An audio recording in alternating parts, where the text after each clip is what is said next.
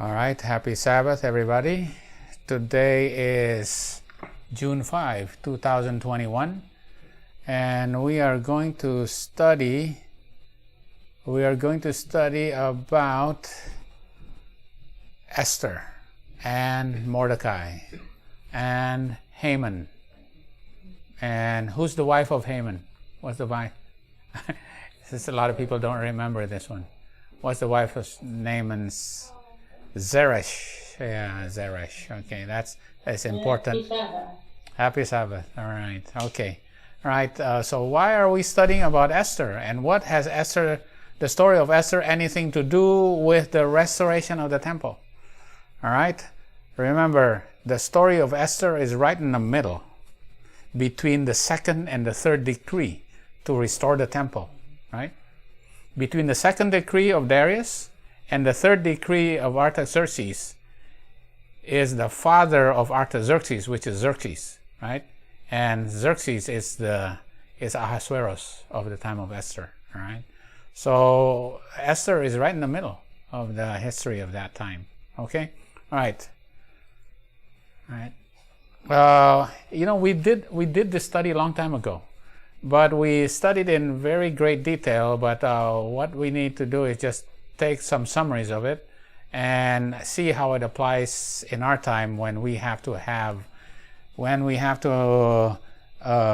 replenish, or when we have to, when we have to restore the soul temple, when we have to have our soul temple, our bodies and our minds restored as well, okay, and during these last days. All right, this is from Selected Messages. The Bible has accumulated, bound up together its treasures for this last generation. Look at this. Ellen White said, what? It's not some. All the great events and solemn transactions of Old Testament history have been and are repeating themselves in the church in these last days. Wow. That's pretty amazing. All those stories in the Old Testament is actually being repeated for us. They're all prophecies. And a lot of them, we just don't know it yet. We haven't studied them deep enough to know. But it's obviously the story of Esther is going to happen in our time, right? Historical events showing the direct fulfillment of prophecy. So it's the histories that happens that were the fulfillment of prophecy in that time were set before the people. And prophecy was seen to be a figurative delineation leading down to the close of this earth history. That's why Seventh-day Adventists are historists, right? Yeah. Historicists, right? Yeah. Because in those days, the figurative delineation, right? It's not a literal or direct, but it shows. It's not a share screen. Oh, sorry. Let me share screen. Thank you. Thank you for letting me know. All right. Oh, it's different. Yeah, it's the old days. Yeah. This is my slides from the old days. Okay. All right. Okay. Can you all see this now? The historical events are direct fulfillment of prophecy. And prophecy is a figurative delineation of events, right? So it is figures that are put on a line so that it can point to what is going to happen in the end time, right? It's a figurative delineation of events, right? Okay. The work of God in earth presents from age to age a striking similarity in every great reformation or religious movement. The principles of God's dealing with men are ever the same. The important events, the important movements of the present have their parallel in these of the past, and the experience of the church in former ages has lessons of great value for our own time. All right, I'm just reading all these quotes from Spirit of Prophecy. of why the story of Esther is so important. The unchangeableness of God should be clearly seen. The similarities of his dealings with his people of the past dispensation and of the present should be studied, right? It's the similar. His dealings are ever the same. In mercy, God repeats his past dealings. He has given us a record of his dealings in the past. This we need to study carefully. For what? History is repeating itself. You need to go deeper and still deeper in the study of the Word. You have all classes of minds to meet, and as you teach the truths of the sacred Word, you are to manifest earnestness, respect, and reverence. Weed out storytelling from your discourses. Oh boy. Weed out storytelling. Preach the Word. Preach the Word. Okay? All right. Okay, so now that we go, let's put a figurative delineation of events, right? All right, so let's go here. There's 70 years from Manasseh to the time of Jehoiakim. Manasseh was the one that trampled underfoot the sanctuary, right? And he was given 70 years, right? But his children did not obey. So that's why Jehoiakim had to go to Babylon. And with this, Daniel went to Babylon, right? Babylon was given 70 years. From the time it rose to power and the time it ended its power, 70 years. Medo-Persia took over. From the time of Daniel until the time of Cyrus' accession and Cyrus giving the first decree is another 70 years. Here's the 70 years for the people, right? This temple was destroyed, and then here's the 70 years of the temple being restored again in 516, right? 70 years there. And here's when the streets and the walls were destroyed, right? So this is why, with Artaxerxes' decree, this is what we're talking about. The streets and walls were destroyed here. And this is, streets and walls were restored in the time of Nehemiah. Remember? Nehemiah was here in the year 457. It was toward the end of 457 when Nehemiah restored the streets and the walls. Streets and walls, 140 years. Temple, 70 years. The people, 70 years. All right? Okay. So, after the people went back, they started rebuilding, right? And it was under Zerubbabel. They started rebuilding here. Okay? And when was the time of Esther? Right? Right. So this is the time of Esther. Right. So the temple was burnt here and it was rebuilt. Okay. All right. Okay, so this is the time of Esther and Mordecai right here. All right. Under the favor shown by Cyrus, nearly 50,000 of the children of the captivity who had taken advantage of the decree permitting their return. Where do you see 50,000 also? 1544. Right, right. Under the... Well, amazing, isn't it? 50,000 came out of the Protestant churches and joined the Millerites, right? 50,000, around 50,000 of the children of captivity had taken advantage of the decree permitting their return. This, however, in comparison with the hundreds of thousands scattered throughout the province of Medo-Persia, were but a mere remnant. The great majority had chosen to remain in the land of exile, rather than undergo the hardship of a return journey. They also became rich over there. They became, and I remember the story, when they did excavations there, they actually found remnants of the businesses of the Jews there, and they were merchants. Yeah, they're obviously, like, the favors were given to Daniel, Shadrach, Meshach, and Abednego. They were given high favors, right? They became high prominent in the government. A lot of people became rich there, and that's why a lot of them didn't want to return. They didn't want to go back. Why would we go back in a place that's already run down, where a fox can actually run over the walls, and the walls will fall down, right? Wasn't it what they said? So at that time, the walls were not built yet. Not built yet. Just Just the the temple. temple, right? The time of Zerubbabel, right? Until 516. A score and more of years passed by when a second decree.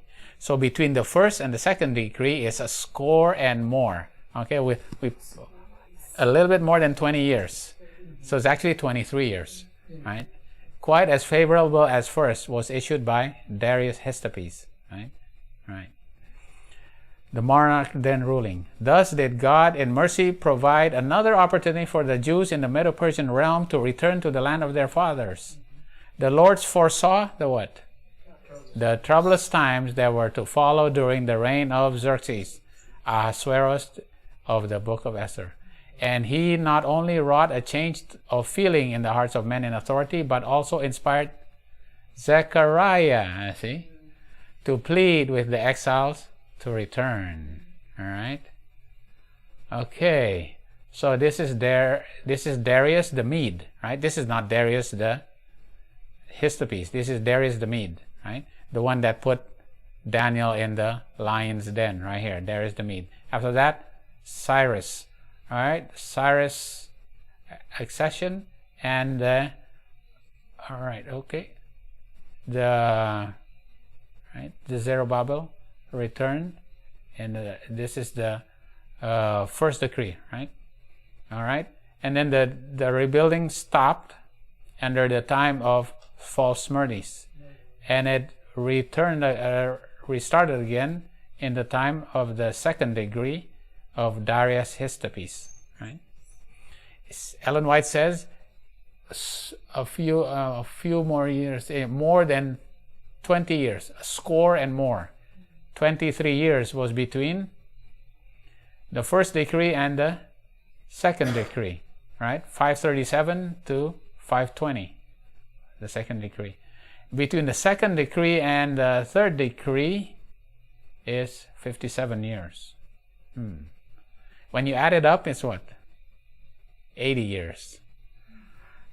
What is the significance of 80 years? Anyway, I'll have to figure it for another time. Right here is the time of Xerxes, right? Esther and Mordecai, all right? So this is the third decree under Artaxerxes, right? Right here, Xerxes, right? Okay, when was the time of Zechariah? When was Zechariah told to admonish the people to go back? Right here.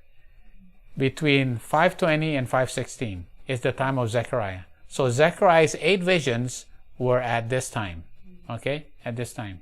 Because the Lord foresaw the troublous times at the time of Xerxes. Right? So Zechariah gave his 8 visions right at this time period. Okay, so which vision was it that Zechariah gave for the people to go back? Right, we did this. This is the second vision, right? The man with a measuring line, right? And I behold a man with a measuring line, and he was told to measure Jerusalem, right? And we did this before, and he said, Jerusalem shall be inhabited as towns without walls, for the multitude of men and cattle therein. For I, saith the Lord, will be unto her a wall of fire round about it, and will glory in the midst of her. Ho, ho, come forth and flee from the land of the north, right? Yeah.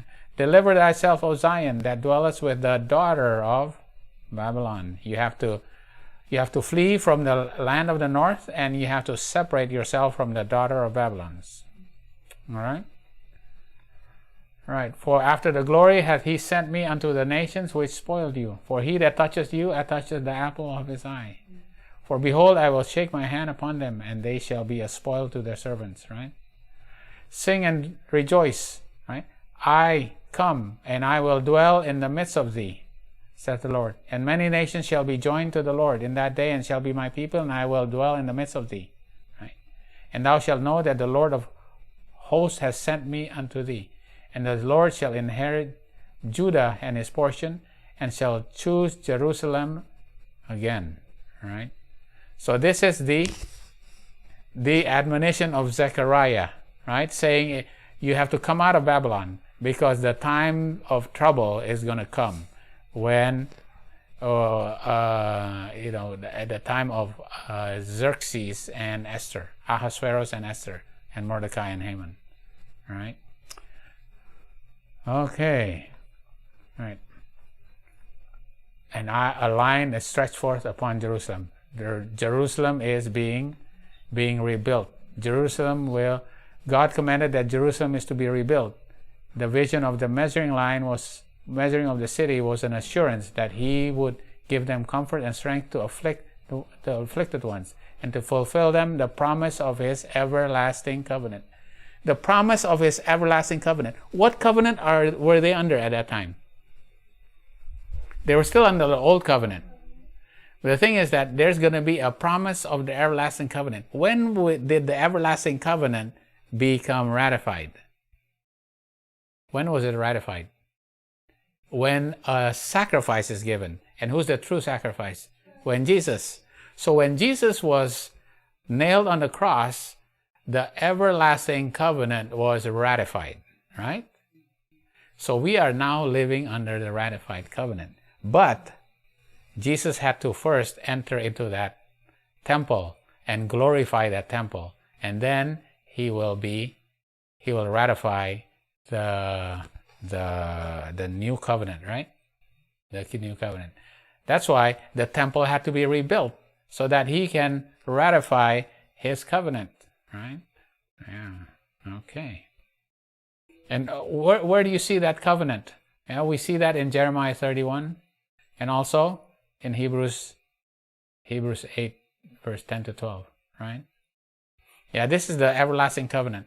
Right? This is just what we studied before. All right? Okay.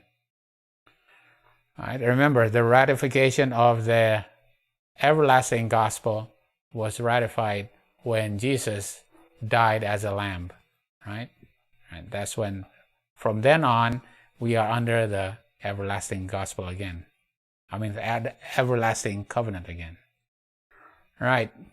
Ho, ho, come forth and flee from the land of the north, says the Lord, for I have spread you abroad as the four winds of heaven. See, the thing about it is, you remember, this is Jerusalem, and this is Babylon right here. Babylon is actually east.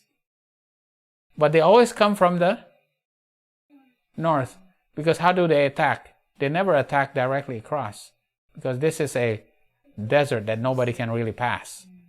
They have to go according to the water here, and then they come down from the north.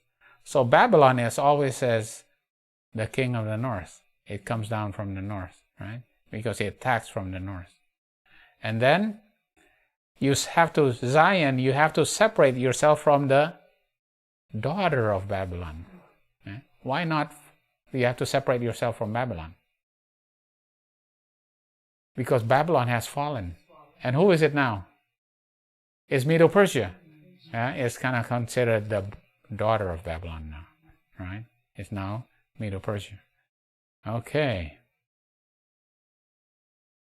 The prophet is now inspired with an earnest message to the children of Israel who are still in Babylon, the land of their captivity. At the time the decree of Cyrus was given, nearly a score and years before, only a comparative small number, a mere remnant, had returned to Judea. Right? By far the greater portion had failed of discerning the opening providence of God as revealed in the decree of Cyrus. They had chosen to remain behind in a heathen land rather than to return to Jerusalem. They had to separate themselves from the daughter of Babylon. They had to separate themselves from Medo-Persia physically. And a lot of them also took heathen wives. And what did they have to do with their strange wives? Not only that they had to physically remove themselves from Babylon, but they actually had to divorce their wives that they had taken from the strange lands. Right? Okay. The trying experiences that came to God's people in the days of Esther were not peculiar to that age alone. The Revelator, looking down the ages to the close of time, right, had declared, the dragon was wroth with the woman, went to make war with the remnant of her seed, which keep the commandments of God and have the testimony of Jesus Christ. Revelation 12:17. Some who today are living on earth will see these words fulfilled. The same spirit that in ages past led men to persecute the true church will in the future lead to the pursuance of a similar course towards those who maintain their loyalty to God. Even now, preparations are being made for this last great conflict. The decree that will finally go forth against the remnant people of God will be very similar to that issued by Ahasuerus against the Jews. All right? It'll be the same thing. So if we want to know what's going to happen, and what decree is this? It's the Sunday law, right? The Sunday laws. There's going to be decrees around that time that is going to be the same as the decrees at the time of Ahasuerus, right? So if we want to know what's going to happen at that time, we have to know what happened at the time of Ahasuerus and Esther. All right. So now I'm going to go to... all right. So now we're just going to go to the... you can go to the book of Esther. I'm just going to go through the decrees. I'm not going to go through the history. I'm just going to tell you the story a little bit in my own words and give you the summary of the decrees. Okay. When we were doing this, we said, okay, let's count the number of decrees that were made. And the decrees had to be ratified and stamped and sealed and everything like that, right? How many decrees do you think were made at that time? How many decrees were made at the time of Ahasuerus and Esther? If you'd have to pick a number. 7. Yeah. 3. You just pick 3, 7, or 10. I'm telling you, it's amazing. Yeah. All right, okay, I'm going to go to it. And we did this study a long time ago. I'm going to go, all right. We did the summary of this, and it's 7 decrees. Yeah, it's all right. So we'll just do that, okay? One at a time. Okay, it's number 244. All right. 244. Okay, here we go. Here are the decrees. The decrees of the time of Esther. All right. I have to look at my notes here. I have my handwritten notes. You can go to the book of Esther if you just to follow. And now you know the story. The thing about it is we jump right to Esther 2. No, we jump to Esther 3. Most of us, when we read the story of Esther, we go to Esther chapter 3 right away, right? When Esther was chosen in a beauty pageant, right? And she won the beauty pageant, right? That's where we start the book of Esther, with the story of Esther. But the book of Esther starts where? Actually, in Esther 1, with the story of Ahasuerus. And Ahasuerus had a feast, right? He had a feast, and his wife at that time was who? Vashti had a feast also. There was a feast for the men, and there was a feast for the women, right? And the feast for the men, what was Ahasuerus doing? He was showing off, right? He was showing off of all his riches, but also he wanted to show off his wife. But he showed off all his riches to all the people, all the nations in the region, right? From India to Ethiopia, right? Now the thing about it is why? Why was he showing off to the whole world his riches? And we know this from history. Why did he do that? He wanted to conquer one more nation that he hadn't conquered. And which nation was that he wanted to conquer? Greece. And Greece was a very small city, state with multiple cities, right? And it was so small, and he was so big. And this people of the world says, this is so easy. how could you actually even lose to Greece? This is too big. And he actually convinced the whole world to send him armies. When he went, Uriah Smith, I think it was Uriah Smith, said the army that Ahasuerus, Xerxes, went to war with was the largest ever assembled on earth. It was like 3 million soldiers. Wow. 3 million soldiers actually went to war against the little tiny Greece. And what happened to them? They lost against Greece. They actually lost. It was such a humiliating defeat. And then when he went back, what did he do? All right. So he wanted to show off his wife. That's the first decree, right? In Esther 1, verse 11 and 12. It says, bring Vashti. I want to show off Vashti. What did Vashti do? He didn't want to come, right? So his first decree was bring Vashti, right? Vashti is the queen, and the queen says, no, I'm not going to come. I'm not going to be paraded like a trophy wife, right? Vashti. Oh yeah, I forgot a T. Sorry about that. Vashti. All right, bring Vashti. Okay, all right. That's in Esther 1, verse 11 and 12. So then he went to war, and then he came back defeated. All right, he went.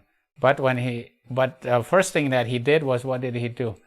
The second decree was that he had to divorce Vashti.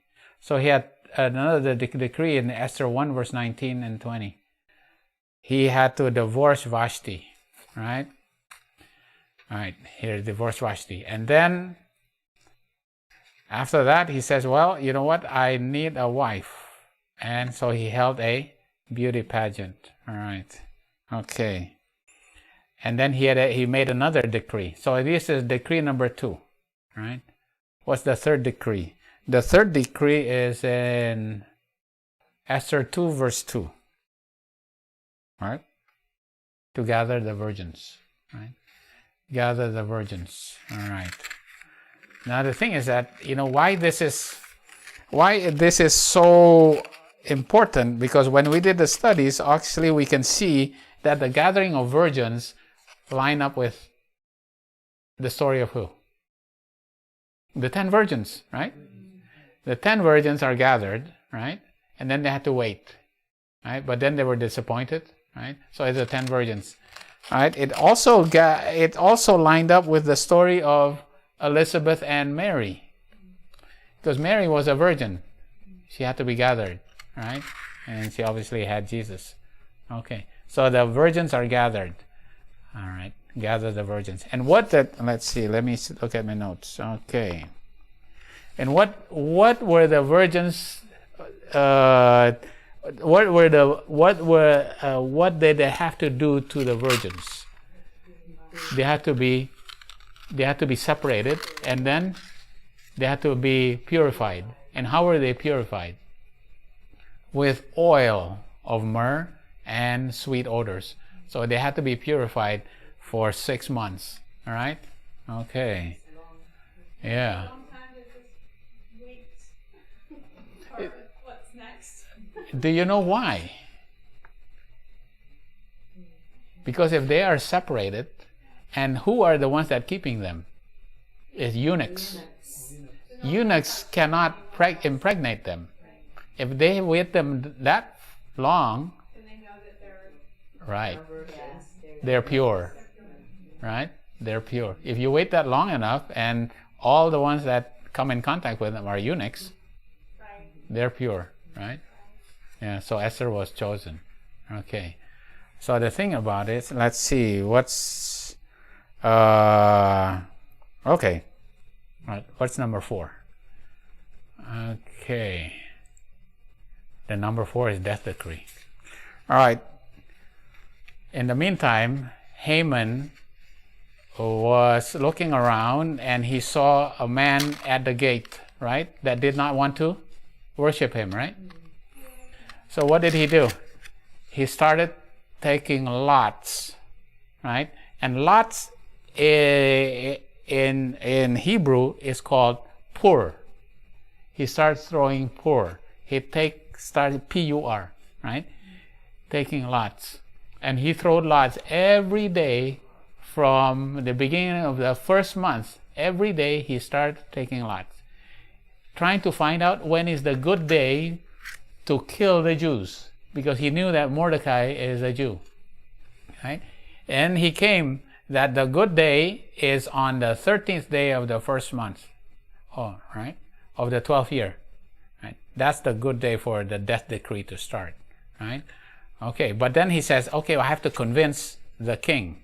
So I'm going to say, anybody who wants to make this death decree valid, I'm going to give him 10,000. Okay, let me see what I note. I'm going to give him 10,000 talents of silver, right? So he said, I'm going to give a transaction for you to be able to, so that you can kill these Jews, right? You have to kill the Jews on the 13th day of the 13th day of the first month of the 12th year, right? So, who found out about the decree? Who first found out about the decree? It was Mordecai, right? Mordecai found out about it, right? And then Mordecai says, okay, he sent messengers to Esther, right? So it was Mordecai who taught Esther of the things that is going to come, right? And I think the one that is the most famous is that you have been brought, if you do not want to do this, you know that you have been brought just specifically for this time, right? And that's a famous verse, right? You have been brought just for this time. Because if you don't go, somebody else is going to be picked, right? You were brought up just for this time, right? So Esther decided that he was going to go, and she had to go in front of the king. And how many days that she said that she's gonna fast? 3 days, right? 3 days. And then she went in front of the king, right? And she touched the scepter, right? And when she touched the scepter, she asked for a favor. What was the favor? To come to a feast, right? And who was invited to that feast? Haman and the king, right? When they came to the feast, it's a feast of wine, right? And when they came to that feast, what did the king ask Esther? What do you want? And what did Esther say? If you please me, come again tomorrow. Come again tomorrow, right? Come again tomorrow. You go, what? To come again tomorrow? Okay, we'll come again tomorrow. Right? Yeah. Yeah, building up the suspense, right? Come again tomorrow. And in the meantime, Haman decides to go. And where did he go? After the first feast, remember the first feast, he went back home. And he met who? His wife and his friends. Now his wife and his friends is Zeresh and his friends. Right? And what did Zeresh and his friends notice? That he was very depressed. Right? Why? Because Mordecai did not want to bow down to him. So who actually came up with the idea to build a 50-cubit gallows? It is his wife, right? It is his wife who said, you need to make a gallows of 50 cubits high. What's the significance of that? Now, what is the significance of that? Now, so yeah, who's Haman then? In our time, who's Haman? Right. That who's going to make a Sunday law? The government that who's going to make a Sunday law. So which government is it? Who's Haman then? It's America. It's the United States, right? Who's Zeresh? Who's the wife? The church. Which church? Protestant church.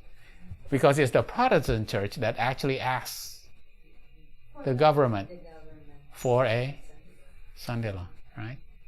Yeah. Okay. And then Okay, let me see. How does the story gonna go after that? In the meantime, the king was sleeping at night, and he could not sleep, right? And he said, okay, read me some records of what happened. And they read the record of there had been a plot to kill him. And that in that plot, somebody actually uncovered that plot. Says, okay, in that case, you have to give honor to that person who uncovered this plot. And who uncovered this plot? Mordecai. Well, in that case, you have to give glory to this guy. Exalt him. Right. In that case, let's call Haman. Haman, what should we do to this man who needs to be honored? And Haman says, oh, why don't you give him a robe? Oh, it's got to be me, right? Oh, put him in front of a horse and let him be paraded around town, right? With a king's robe. Okay, in that case, do it to Mordecai. And you are the one that, oh boy, such a humiliating defeat for Haman. Right. Right. Yeah. So Mordecai was elevated, right? And Haman was put down. Okay. And then the next day, they went to the feast, the second feast, right? When he went home and told his wife, what did she say? Oh, yeah. Then there was another one there's another prediction. Yes. Before that second feast, his wife said, you are going to lose to Haman. You are going to lose to Mordecai.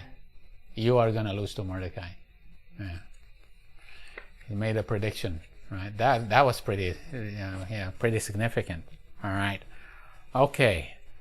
And then they went to the second feast, right? And what happened at the second feast? The second feast, the king asked, right? Asked Esther, what do you want? I will give you even half of my kingdom, right?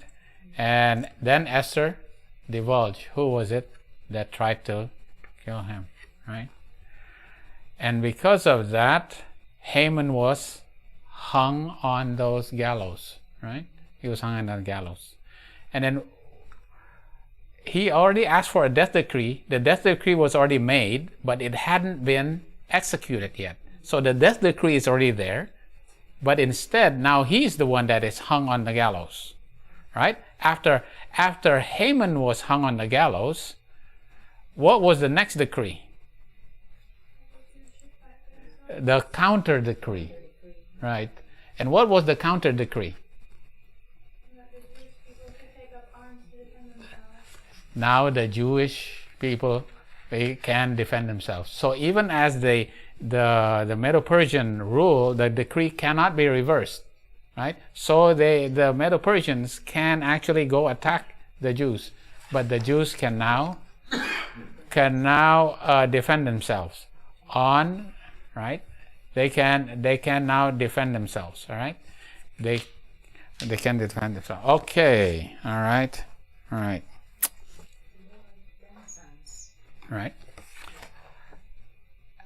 There you go. You got the story right? And what happened on the day that they attacked the Jews? The Jews defended themselves. They killed all their attackers, and what did they do? They killed the 10 sons of Haman. All right. And then they asked for the next decree. So now Esther asked for another decree. And what was that decree? This is the one that I even forgot myself.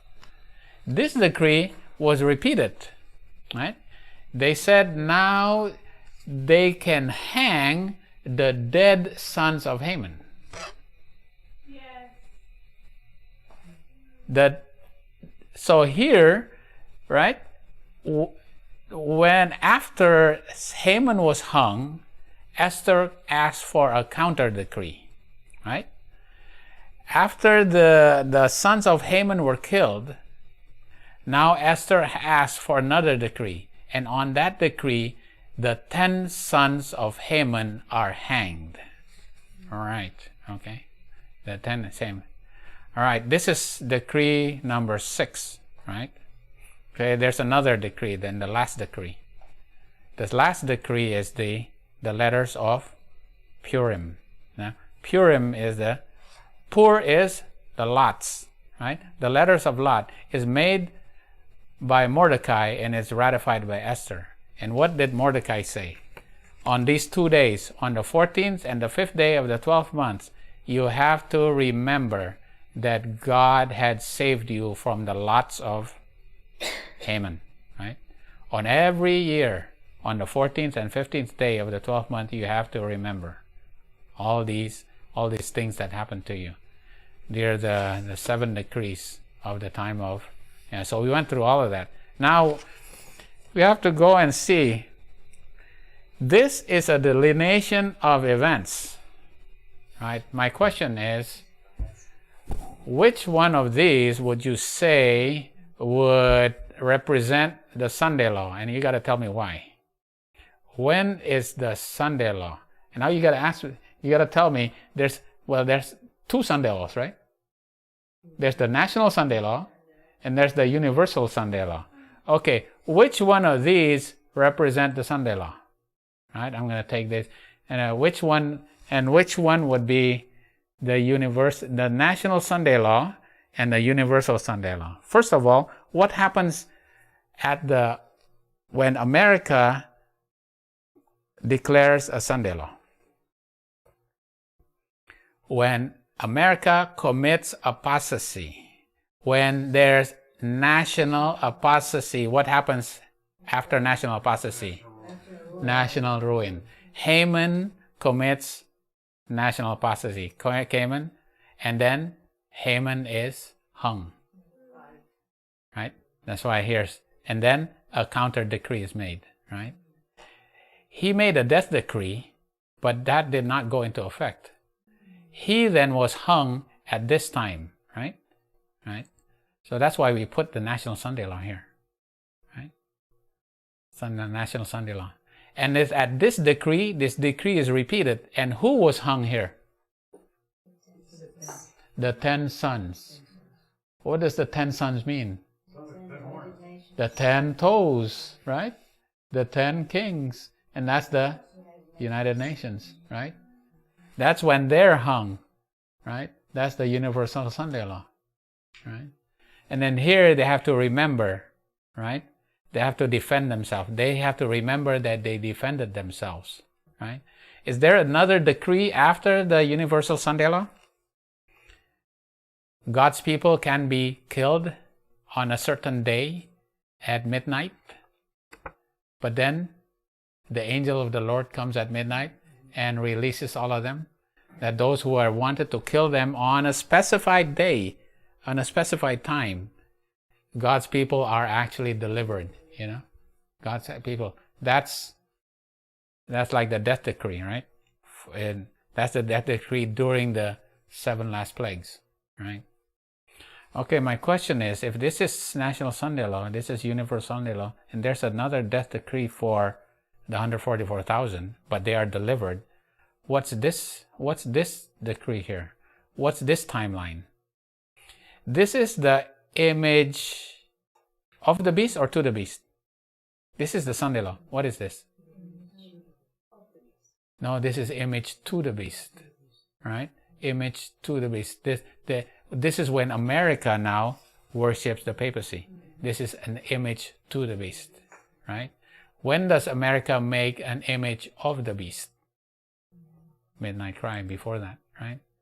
This is the great test that has to be, God's people have to pass before they go through the final test, which is the Sunday Law, the image to the beast.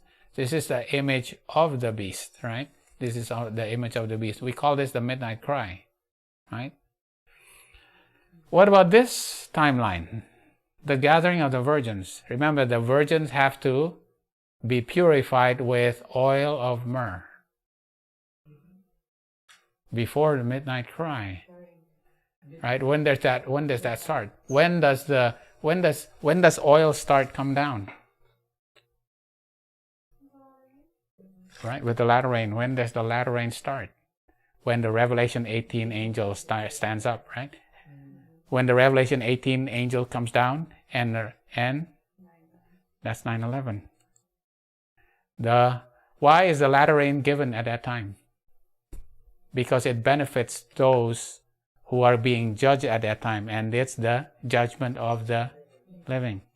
So these people who live during this time will actually go through the whole. There's going to be people living at this time.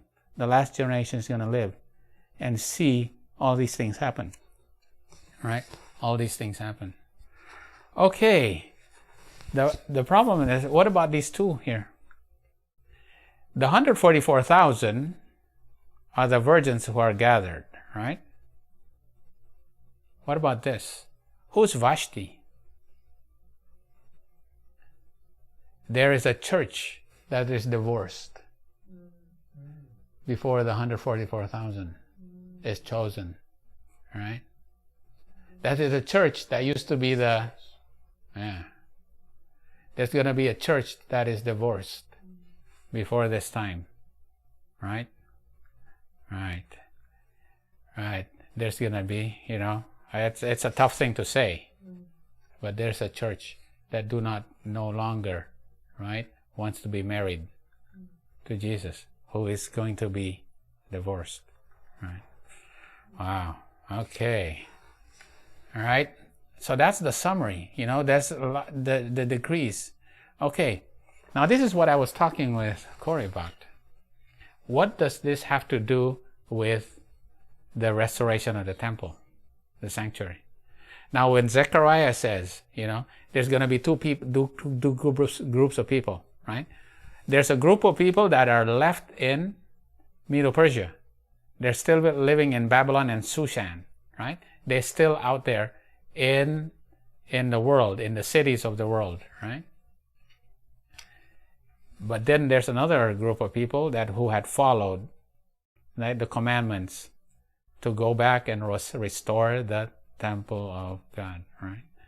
This reminds me of what happens, Those who remain in Jerusalem will have to suffer the Roman army coming down, right? The abomination of desolation coming and bringing down Jerusalem, right? But what happens? Is there a group of people that escape that? Right? There's a group of people that escape that.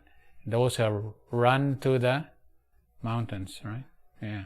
Who can actually, who eventually will be able to restore the temple of God. So in our time, there's going to be a people who are going to be left in the cities, who remain in the cities, who will have to suffer the full effects of the Sunday law, like during the time of Esther.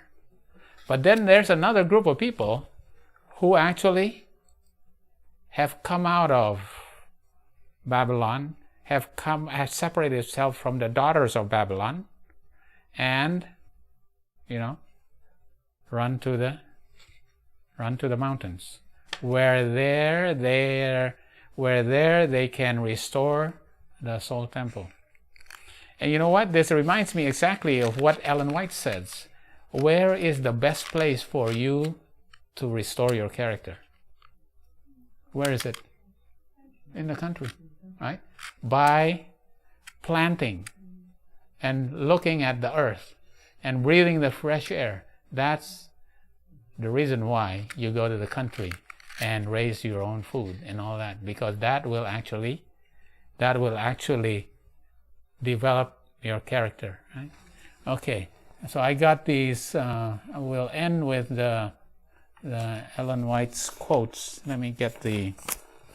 All right, it's Ellen White's quotes are in these. I will just read a few of these. The people who live in the country places are often more easily reached than are those who dwell in thickly populated cities. Here, among the scenes of nature, Christian character is more easily formed than amid the wickedness of city life, right? You want to form your character? It's much easier if you're out in the country, right? Away from the big cities. When the truth takes hold of the heart of the simple-hearted, and the Spirit of God works upon their minds, leading them to respond to the proclamation of the Word, there will be some raised up to help support the cause of God, both by their means and their labors. Right? You're gonna support the cause of God with your means and your labors. And it's better done in the country places. There is not one family in 100 who will be improved physically, mentally, or spiritually by residing in the city. Wow. Faith, hope, love, happiness can far better be gained in retired places. Right? Retired places means in the country, where there are fields and hills and trees. Take your children away from the sights and sounds of the city, away from the rattle and din of streetcars and teams, and their minds will become more healthy. It'll be found easier to bring home to their hearts the truths of the Word of God. Right? The physical surroundings in the cities are often a peril to health. The constant liability to contact with disease. Oh, there you go. It's much easier to come in contact with disease. The prevalence of foul air, impure water, impure food, the crowded, dark, unhealthful dwelling are some of the many evils to be met. It was not God's purpose that people should be crowded in cities, huddled together in terraces and tenements. To many of those living in cities who have not a spot of green grass to set their feet upon, who year after year have looked out upon filthy courts and narrow alleys, brick walls and pavements and skies clouded with dust and smoke, if these could be taken to some farming district surrounded with green fields, woods, hills, and brooks, the clear skies and the fresh, pure air of the country, it would seem almost like heaven. This is why Zechariah says, come out of Babylon, right? Come out of the country of the north and separate yourself from the daughters of Babylon, right? Come and restore the temple. And the best place to restore the temple is out in the country, right? Right, out in the country. So there's going to be a people. There's still going to be people who are left in the cities. Yeah. But those who are left in the cities will have to go through a much more severe trial, much more troublous time. It's not as if, the story of Esther was not, God still will deliver them, but it's going to be through a much harsher time, right? Much more troublous time. Probably more like a greater percentage of them will fall away. Yeah. Mm-hmm. They'll fail in that trial. Wow. Yeah. It's terrible, huh? Right. There's no development of character. Yeah. Again and again, the Lord has instructed that our people are to take their families away from the cities into the country where they can raise their own provisions. For in the future, the problem of buying and selling, right, will be a very serious one. We should now begin to heed the instruction given us over and over again. Get out of the cities into the rural districts, where the houses are not crowded closely together, and where you will be free from the interferences of enemies, right? Yeah, your enemies. Of Haman, right? And Zeresh, and the other enemies of God, right? And your enemies. Right? This is where you can develop your character. I got this from Last Day Events. It's actually selected messages, all right? So, that's basically the summary, right? Of why Zechariah told the people to come out of Babylon, right? We have to come out of error confusion. We have to come out of the cities. We have to come out and go to the countryside where we can plant and get ready and also develop our character, develop our soul temple, right? That's where the soul temple is best cultivated, right? In the country. All right, and that is a more sure word of prophecy.